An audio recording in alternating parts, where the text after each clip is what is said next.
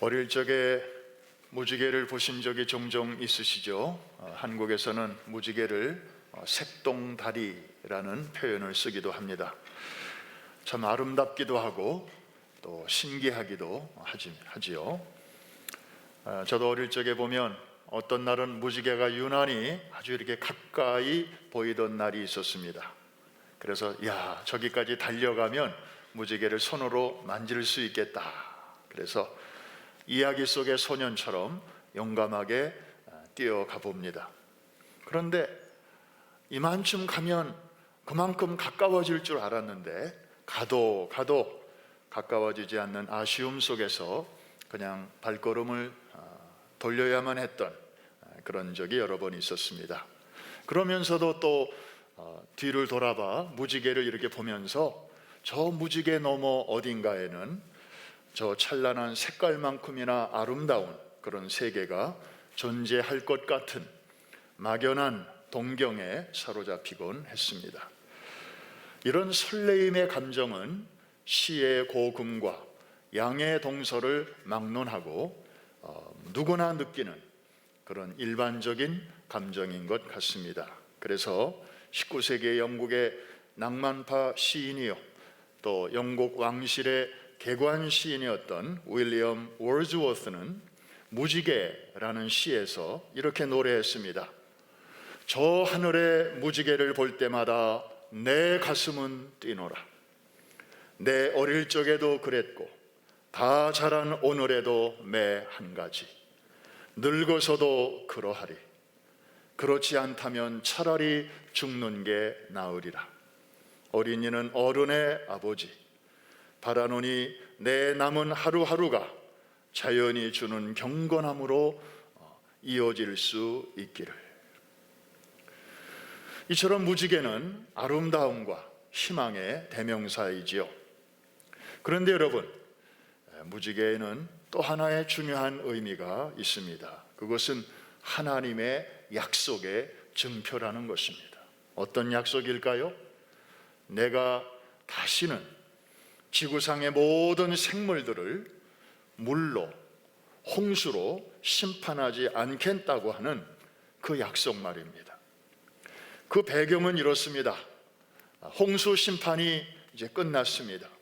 노아와 그의 가족들은 방주 안으로 들어간 지 약 1년 만에 방주 뚜껑을 열고 새로워진 지구 표면에 첫 발을 디뎠습니다. 제단을 쌓고 방주 안에 있던 정결한 짐승들로 제물을 삼아서 하나님께 감사의 예배를 드렸죠. 하나님께서는 그 향기를 기쁘게 받으셨습니다. 그리고 축복하셨습니다. 생육하고 번성하여 땅에 충만하라고. 그런데 그 노아의 마음속에는 참 감사한 마음과 함께 또 마음 한켠에는 막연한 두려운 감정도 있었습니다. 어떤 두려움일까요? 이런 엄청난 재앙이 또다시 오면 어떻게 하나 하는 그런 걱정 말이죠. 여러분, 우리말 속담에 자라보고 놀란 것은 뭐 보고도 놀란다고요? 소뚜껑. 같이 그런 거죠. 그래서 비 오는 날, 특별히 유난히 장대비가 막 쏟아지는 그런 날이면 노아와 그의 가족들은 생각했을 것입니다. 혹시 이러다가 또 그때 그 일이 일어나는 거 아닌가. 그런 마음을 아시고 하나님께서는 그들을 안심시켜 주시는 약속의 말씀을 주셨는데 그게 창세기 9장 11절에 있는 말씀입니다. 9:11. 우리 같이 한번 읽어볼까요? 시작. 내가 너희와 언약을 세우리니 다시는 모든 생물을 홍수로 멸하지 아니할 것이라. 땅을 멸할 홍수가 다시 있지 아니하리라. 하나님은 두 번이나 다시는 이런 표현을 쓰셨습니다. 강조의 표현이죠. 내가 다시는 그런 일을 하지 아니할 것이다. 그런데 말로만 해가지고는 또 그때는 믿음이 있었지만 돌아서면 또 의심이 들까봐 하나님께서는 증표를 하나 주셨습니다. 그것이 바로 그 다음 12절과 13절에 나오는데 그 증표가 무엇인지 여러분들이 한번 읽으면서 찾아보시기 바랍니다. 시작.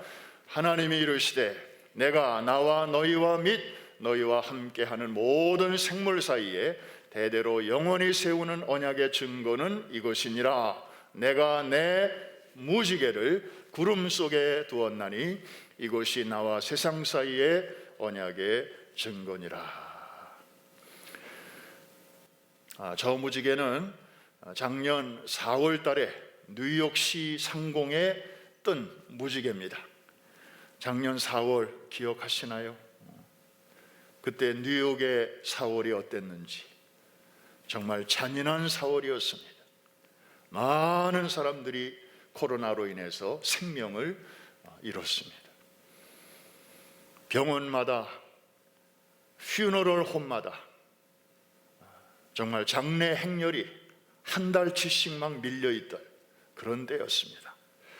저 무지개를 뜻하는 히브리어가 캐쉐트라는 단어인데 이 본래 의미는 활이라는 의미입니다. 그래서 이 한 단어 속에 활이라는 뜻과 무지개라는 뜻이 같이 들어있죠. 이게 영어로 넘어와서 레인보우 무지개가 됐고 또 바우 활이 된 것입니다. 활은 본래 짐승을 잡을 때 쓰는 무기죠. 혹은 적군을 쓰러뜨릴 때 사용되는 도구입니다. 다시 말해서 멀쩡히 살아있는 것을 죽음에 이르게 하는 그 심판의 수단입니다. 그런데 저 무지개를 잘 보십시오. 보통 사람이 활을 쏠 때는 방향이 이렇게 짐승이나 사람을 향하게 이렇게 되어 있습니다. 그런데 저 무지개를 보십시오. 방향이 땅에서 하늘을 향하도록 되어 있습니다. 하나님이 세우신 게 무지개인데 방향이 저렇게 되어 있는 것은 뭘 의미하는 것입니까? 하나님이 마치 이렇게 말씀하시는 것입니다. 자, 내가 다시는 홍수로 너희와 이 땅을 멸하지 아니할 것인데 만일에 내가 그 약속을 어길 시에는 저 하늘을 향하여 놓인 화살이 나를 향하게 될 것이다. 내가 나를 향하여 화살을 쏠 것이다. 바로 그런 뜻입니다. 다시 말해서 하나님이 정말 우리처럼 목숨이 있으시다면, 우리처럼 생명이 있으시다면 그 목숨과 생명을 담보로 하셔서라도 이 언약에 대해서 확실하게 지키시고 책임을 지시겠다고 하는 하나님의 강력한 의지의 표현이 바로 저 무지개로 나타나는 것입니다. 그렇게 생각하고 무지개를 보면 정말 얼마나 가슴이 먹먹해지는지 모릅니다. 사실 노아의 홍수 이후에 시간이 흐르면서 사람들은 다시 죄를 짓기 시작했습니다. 마음 자체가 부패하다 보니까 서로 시기하고 질투하고 미워하고 원망하고 싸우고 죽이고 달라지는 게 하나도 없었습니다. 나중에는 바벨탑 사건에서 우리가 보듯이 홍수 전에는 사람들이 그냥 개인적으로 악한 생각하고 악한 말을 하고 악한 행동을 했습니다. 그런데 바벨탑 지을 때 보니까 이제는 조직적으로 하나님과 맞서서 대항을 하려고 하지 않습니까? 어떻게 보면 사람들의 그 모습이 홍수 이전보다 더 심합니다. 더 악합니다. 그런데도 불구하고 하나님은 그들을 향하여 어떻게 하셨습니까? 내려오셔서 그들의 언어를 혼잡케 하시고 저들을 분산은 시키실지언정 이 세상을 물로 또다시 심판하시지는 않으셨습니다. 왜 그러셨을까요? 저들의 죄악이 참으실만 하셔서였을까요? 아니에요. 아까 말씀드린 것처럼 저들은 더 심했습니다. 조직적으로 하나님과 맞짱 뜨려고 했습니다. 제가 하나님이었다면 저는 가만히 안 뒀을 거예요. 지난번 홍수보다 더 센 거를 보내서라도 혹군역을 냈을 거예요. 그런데 하나님은 그렇게 하지 아니하셨는데, 그 이유는 무엇입니까? 바로 모든 생물과 맺으신 저 무지개 언약 때문이었습니다. 여러분, 다시 말씀드립니다. 무지개는 활의 방향이 땅이 아니고 서로가 아니고 바로 하늘을 향하고 있는데, 이것은 뭘 의미한다고요? 이제부터는 최후의 심판날까지 우리의 허물을 덮으시겠다는 것입니다. 여러분, 한 가지 꼭 기억하십시오. 거룩하신 하나님이 참으시는 것은 우리의 죄가 아니라 우리의 죄에 대한 심판이라는 사실을, 그리고 정말 그 허물이 정 문제가 되어서 공의로운 심판의 활을 하나님이 쏘셔야만 한다면 그 화살은 우리에게가 아니라 바로 당신을 향하여 쏘시겠다는 그런 뜻입니다. 정말 놀라운 은혜가 아닐 수가 없습니다. 사랑하는 성도 여러분, 실제로 이런 일이 일어났습니다. 하나님의 자비와 긍휼, 하나님의 은혜가 절정을 이룬 사건이 오래전에 이 땅에서 있었습니다. 그것은 바로 갈보리 언덕에 세워진 예수 그리스도의 십자가 사건입니다. 여러분, 예수님이 달리신 십자가는 하나님의 은혜의 하이라이트입니다. 왜냐하면 거룩하신 하나님 아버지께서 죄악 만점인 세상과 죄악 덩어리인 우리에게 쏘아야 할 심판의 화살, 저주의 화살을 죄 없는 당신의 아들에게 쏘셨기 때문입니다.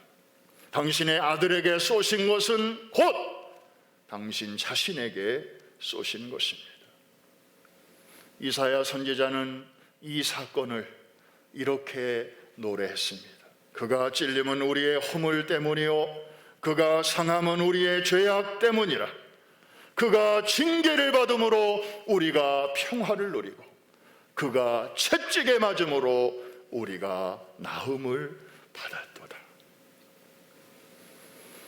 오늘날 우리에게 여전히 죄와 허물이 많지만 우리가 멸망하지 않고 지금까지 이렇게 살아있는 것은 오직 이 하나님의 은혜 때문인 줄로 믿습니다. 오늘날 우리가 또 이렇게 용기를 내어서 살아갈 수 있는 것도 바로 이 전능자의 은혜의 그늘 아래 우리가 있기 때문인 줄로 믿습니다. 이 하나님의 은혜 정말 생각할수록 감사하지 않습니까? Amazing grace. 그런데 여러분, 이 은혜 속에 살아가면서도 우리가 조심해야 할 것이 한 가지 있음을 오늘 본문은 우리에게 교훈합니다. 여러분 잘 아시잖아요. 이렇게 정말 드라마틱하게 홍수에서 건짐받은 유일한 가족, 그 노아의 이야기는 해피엔딩으로 끝나지 않습니다. 성경을 읽어보면 유감스럽게도 그의 부끄러운 실수로 끝나게 됩니다. 방주에서 나온 후에 노아의 후손들이 번창했습니다. 노아도 이제 농사를 짓기 시작했습니다. 어느 날 자기가 수확한 그 포도로 만든 술을 좀 마시다 보니까 좀 오바를 했나 봅니다. 여러분, 술이라는 게 그렇잖아요. 처음에는 사람이 술을 먹고, 그 다음에는 술이 술을 먹고, 맨 마지막은 술이 사람을 먹고. 이해가 되시는 분들은 속으로 아멘 하십시오. 모르시는 분들은 할 수 없고. 자, 술이 몸에 쫙 들어오니까 몸이 더워지잖아요. 그래서 이제 옷을 벗는데 그 당시 유대인들의 옷은 통짜예요. 그래서 뭐 하나 벗고 둘 벗고 그게 아니고 그냥 하나 벗으면 몽땅 벗는 거예요. 그래서 온몸이 드러난 채로 이제 잠이 들었는데 그 세 아들 중에 함이 먼저 보고 밖에 나가서 다른 두 형제들에게 이야기를 합니다. 그랬더니 두 형제는 셈과 야벳이죠. 뒷걸음질 쳐가지고 아버지 방에 가서 이제 옷으로 아버지의 수치를 가리워 줍니다. 여러분, 애들이 문제를 일으키면 보통 부모들이 그 문제를 해결해 주죠. 그런데 노아의 가정의 경우는 부모가 만든 문제를 애들이 이렇게 덮어주는, 참 414 세대들이 오히려 부모의 그 약한 부분을 가리워주는 그런 모습을 또 보게 됩니다. 여러분, 노아의 나이가 600세 때 홍수가 일어났습니다. 그리고 노아는 950세에 죽었죠. 그렇다면 홍수 이후에 350년이나 노아는 더 살았습니다. 이거는 홍수에서 건진받은 건 은혜고, 그 후에 350년이나 더 살았으니 이거는 은혜 위에 은혜인데, 이 은혜의 기간에 이런 어이없는 실수가 일어난 것입니다. 여러분, 성경은 노아에 대해서 이렇게 평가했습니다. 노아는 의인이요 당세의 완전한 자요 하나님과 동행하였더라.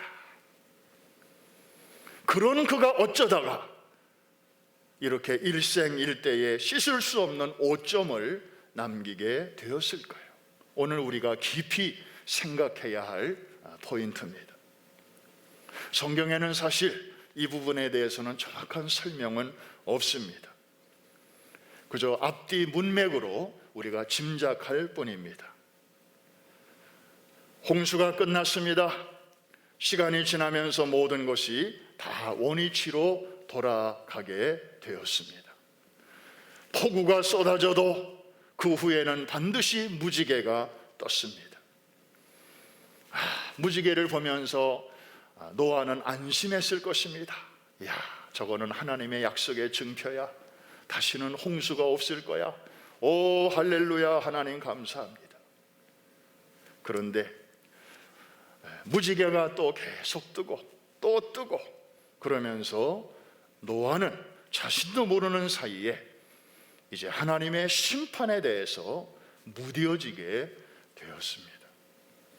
동시에 영적인 긴장감도 느슨해지게 된 것이죠. 전에는 주님과, 위에 계신 주님과 늘 교제하는 것이 전부였고 또 그 힘으로 살았는데, 지금은 또 다른 주님이 생겼어요. 포도주, 쇠주, 양주, 탁주, 또 다른 주님이 생긴 거예요. 그러면서 이분하고도 시간 조금 보내고 또 이 주님하고도 시간 좀 보내고 그러면서 영적인 방심이 이제 생기게 된 것입니다. 여러분, 얼마나 이게 무서운지요. 노아는 그 당시 시대의 의인이었습니다. 정말 하나님께로부터 칭찬을 받았던 사람임에도 불구하고 이 영적인 방심이 그런 대단한 사람을 수치의 구덩이로 빠뜨리고 만 것입니다. 사랑하는 성도 여러분, 지금까지 설교를 다 놓쳤다 할지라도 이제부터 이 대목을 여러분이 꼭 붙드시기를 바랍니다. 하나님의 은혜로 우리가 의롭다 하심, 곧 구원을 받았다 할지라도 여러분, 아직 다 끝난 거 아닙니다. 다 된 거 아닙니다. 그 이후에 성화의 과정을 우리는 잘 통과해야 합니다. 그래서 믿음의 결국 곧 구원의 완성인 영화에까지 우리가 이르러야 할 줄로 믿습니다. 하나님은 우리를 구원하실 때 조건을 붙이지 아니하셨습니다. 그냥 있는 모습 그대로 우리를 받아주셨습니다. 하지만 예수 그리스도의 그 십자가의 은총으로 우리를 그대로 받아주신 이후에는 우리를 있는 모습 그대로 하나님이 가만히 두시지를 않습니다. 우리는 그 후 성장해야 합니다. 믿으시면 아멘 하십시다. 우리는 그 이후에 성숙해야 합니다. 우리는 그 이후에 계속 자라가야 하는 것입니다. 하나님의 은혜로 애굽에서 광야로 나온 것이 구원의 전부가 아닙니다. 광야에서 우리는 믿음의 훈련을 받아야 되고, 그리고 요단강을 건너 가나안 땅에까지 들어가야 하나님의 계획이 완성이 되는 것입니다. 이해가 되시면 아멘 하십시다. 그러므로 우리는 출애굽했다고 해서 감사한 마음은 가져야 되지만 그것으로 끝났다고 생각하면 큰 오산입니다. 두렵고 떨림으로 하나님이 우리 속에서 시작하신 그 구원을 우리는 끝날까지 잘 간직하고, 그리고 우리의 구원의 완성을 위하여 함부로 살지 말고 주 앞에서 조심스럽게, 정말 하나님 면전에서 코람데오의 신앙을 가지고 여러분의 구원을 잘 이루어 가시기를 주의 이름으로 축원합니다. 요즘 코로나 시대에 우리 성도들에게 가장 큰 도전과 고민이 있다면 무엇일까요? 우리가 함께 모이는 시간보다도 혼자 있는 시간이 많다는 거죠. 그리고 아무도 보는 이가 없다는 거죠. 이렇게 성전에 나와서 예배 드리시는 분들은 그래도 마스크를 썼지만 서로를 이렇게 보면서 우리 장로님도 나오셨구나, 아이고 우리 집사님도 저기 계시네, 아유 우리 권사님도 건강하시네, 그러면서 그냥 오며 가며, 그렇다고 악수를 할 수 있는 것도 아니고 포옹을 할 수 있는 것도 아니지만 그래도 서로를 보면서 참 왠지 모르게 격려가 되고 위로가 되고 정말 좋아요. 그런데 사정상 집에서 예배 드리시는 분들은 첫 달, 둘째 달까지는 그런대로 집에서도 정말 은혜가 있고 감격이 있습니다. 정말 아까 우리 불렀던 찬양, 임재라는 찬양을 부르면서 우리 작년 3월, 4월, 5월 달 정말 집에서도, 저도 금요일마다 집에서 예배를 이렇게 드리는데 얼마나 은혜가 되는지 몰라요. 그런데요, 시간이 계속 이제 오래되다 보니까 그런 홀로 있는 상황에서 내 개인의 신앙을 어떻게 잘 유지할 수 있는가, 이게 보통 큰일이 아닙니다. 성장까지는 바라지 않더라도 있는 신앙이라도 까먹지 않도록 하려면 정말 이거 어떻게 해야 되는가. 게다가 우리 자녀들이 있잖아요. 여러분, 전에 우리가 마음 놓고 성전을 출입할 때는 애들은 애들 예배가 있었잖아요. 그래서 전도사님들이 좋은 말씀 전해주시고 또 우리 교사님들이 옆에서 이렇게 인디비주얼리 케어도 해주시고, 그래서 부모의 역할이 많이 가벼웠었어요. 그런데 이제는 교회가 하던 많은 일들이 이제 부모님들에게로 다 이렇게 옮겨갔어요.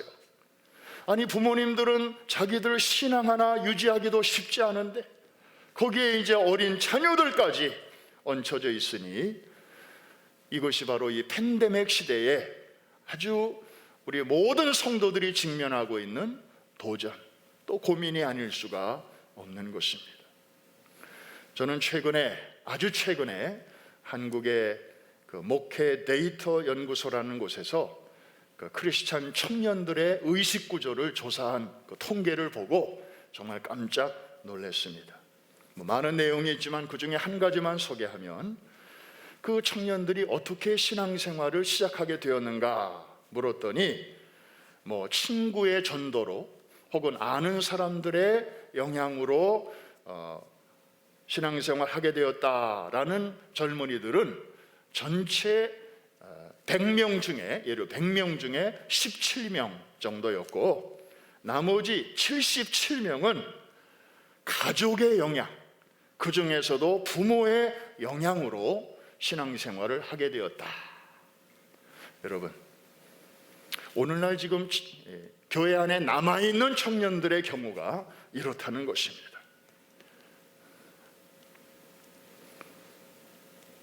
그러니까 어렸을 적에는 예수 믿기가 참 쉬운데 나중에 이렇게 큰 다음에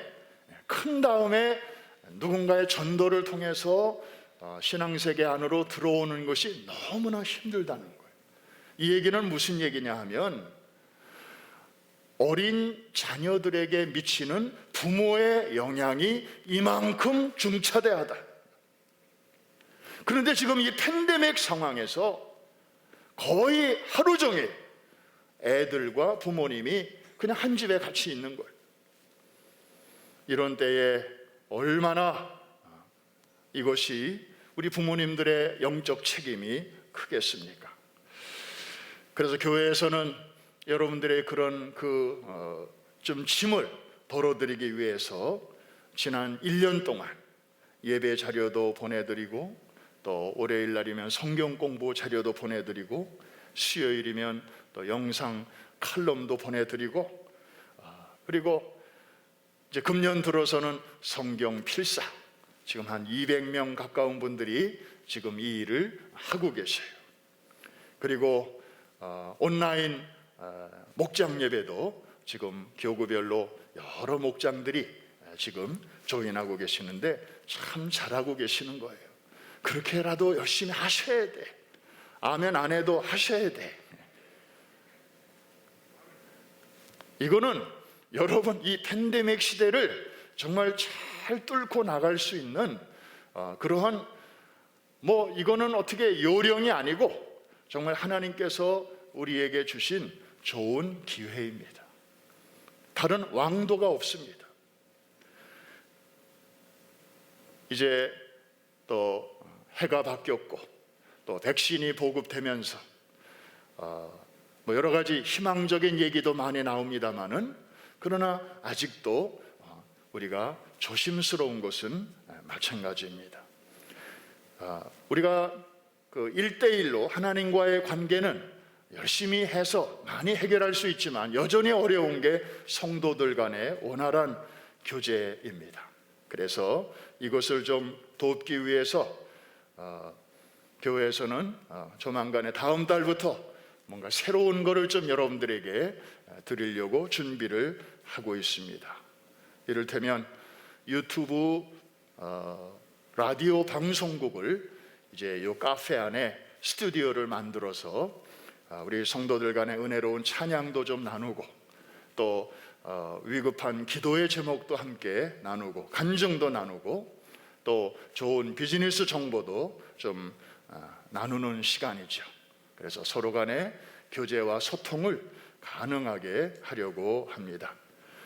그리고 미나리 신앙 강좌라고 해서 홀로 있는 시간에 여러분들의 영적 성장과 성숙을 돕기 위해서 꼭 필요한 주제들을 이렇게 정하고 한 달에 한 번 정도씩 국내외 좋은 강사님들을 섭외해서 팬데믹 시대에 여러분들의 신앙생활에 유익이 되는 그런 내용들을 좀 나누어 드리려고 합니다. 예를 들면 이 집에 온 가족들이 함께 있는 시간이 많은데 부부간에 또 부모와 자녀 간에 올바른 대화의 그 기술은 무엇인가? 사실 우리가 마음은 있지만 제대로 훈련을 받아볼 기회가 없었기 때문에 이 마음과 말이 서로 제대로 잘 박자가 안 맞을 때도 많아요.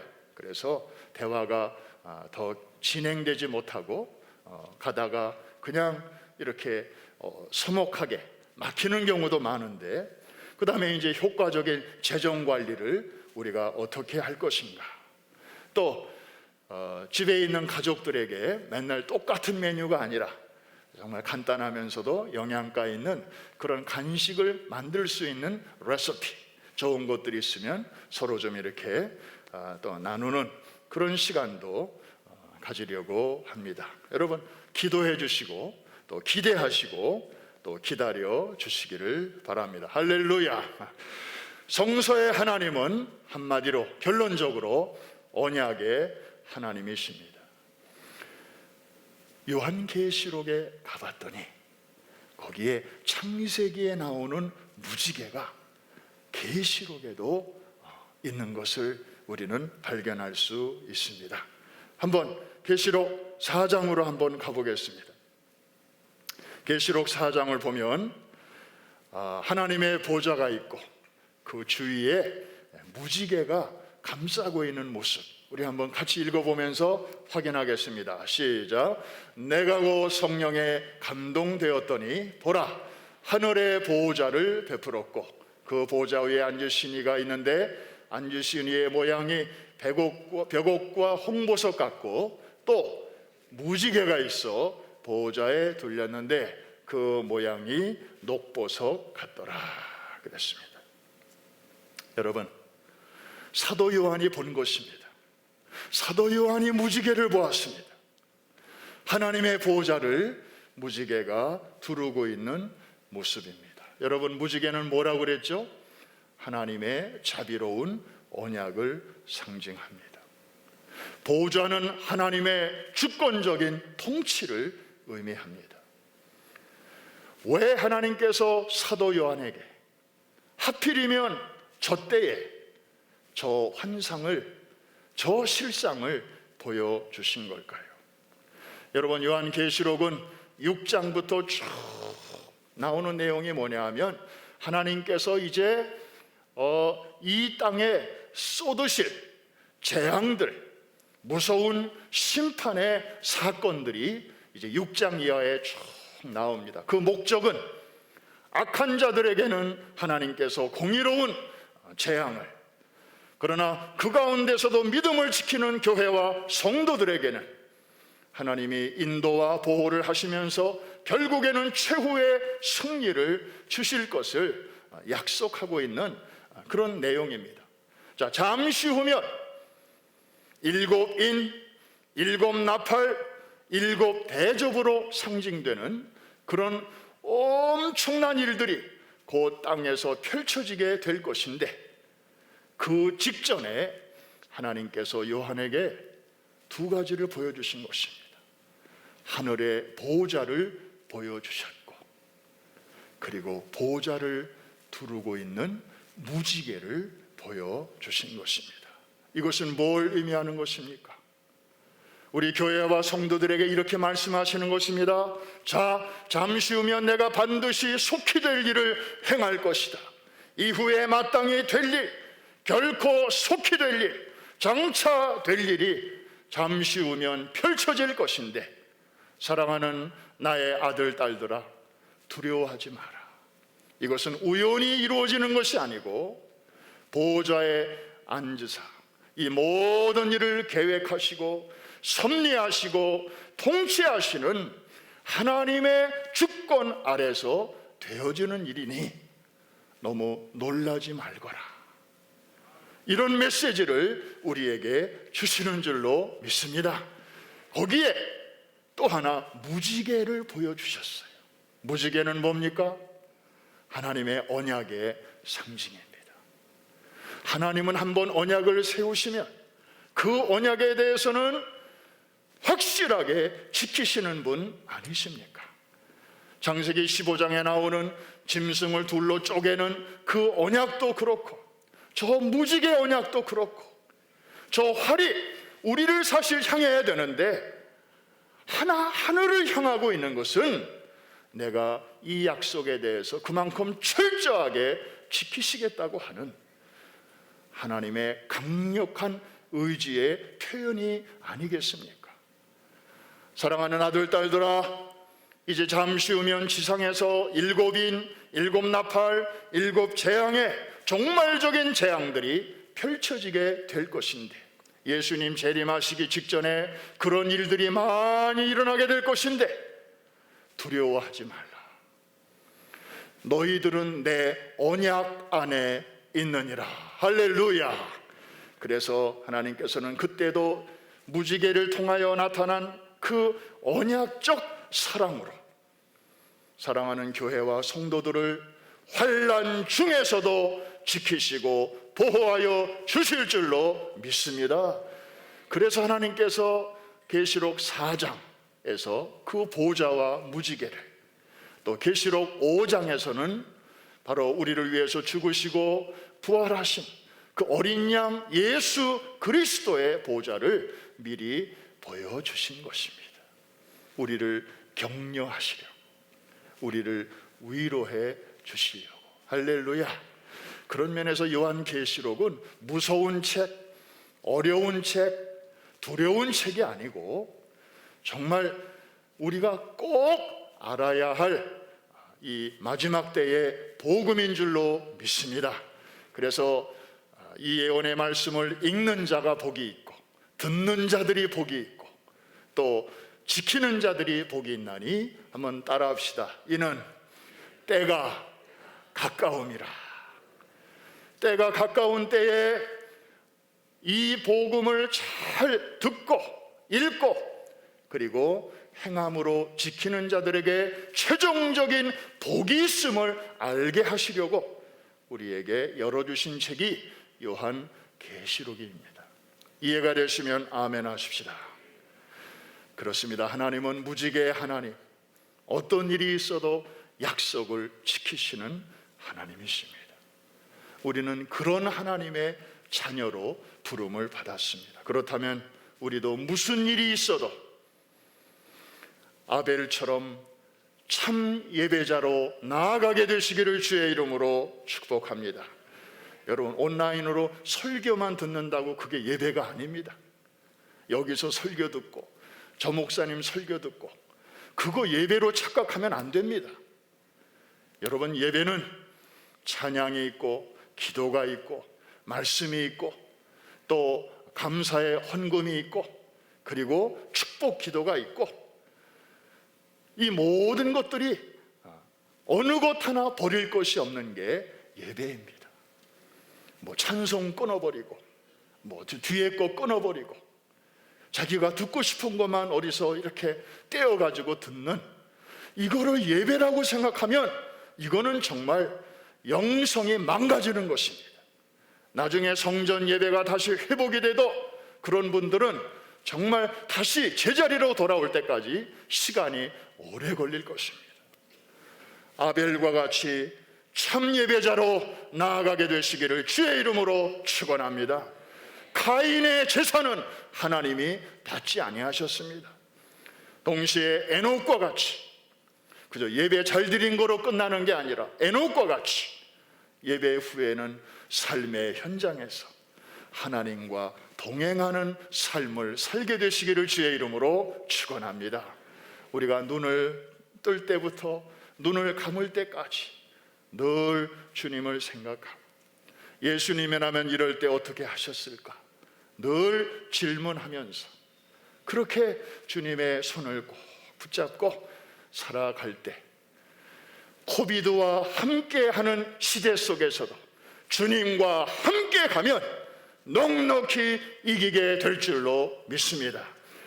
마지막으로 노아와 같이 하나님을 예배하는 예배자로서만이 아니라, 그리고 에녹과 같이 동행하는 삶만이 아니라, 나만의 신앙을 위한 신앙생활이 아니라 노아와 같이 전도자의 삶으로, 그래서 공적인 신앙으로까지 나아가게 되시기를 주의 이름으로 축원합니다. 노아는 처음에는 그렇게 잘했습니다. 그런다 시간이 흐르면서 인생의 후반부로 가면서 방심하다가 무너졌습니다. 사실 그런 대목은 성경에서 좀 빼도 될 텐데 하나님은 그런 얘기까지 그냥 그대로 담으셨네요. 우리의 영적인 거울과 경계로 삼으시게 하기 위해서입니다. 사랑하는 성도 여러분, 오늘 한 가지 다시 한번 꼭 붙드십시다. 하나님은 언약의 하나님이시라는 사실. 화살을 쏘시더라도 이제는 우리를 향해서 쏘시지 않고 당신을 향해서 쏘실 정도로 우리를 끔찍히 위하시고 우리를 언약적 사랑 안에 품고 계신다는 사실을, 이것을 굳게 붙잡고 이 코로나 시대, 또 하루하루, 또 한 주간, 또 한 달, 또 1년